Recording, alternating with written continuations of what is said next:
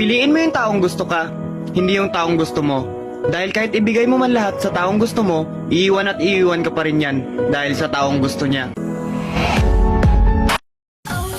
Well, para sa akin, bilang tao, may kanya-kanya tayong paniniwala at pananaw. Para sa akin, mas pipiliin ko yung taong mahal ko kaysa sa taong mahal ako. Bakit?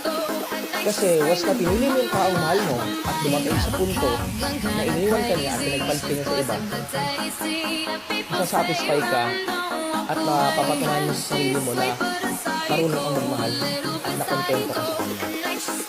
Ngayon, kung pipiliin mo naman yung taong mahal mo, ay mahal ka at hindi mo naman mahal, mahirap yun.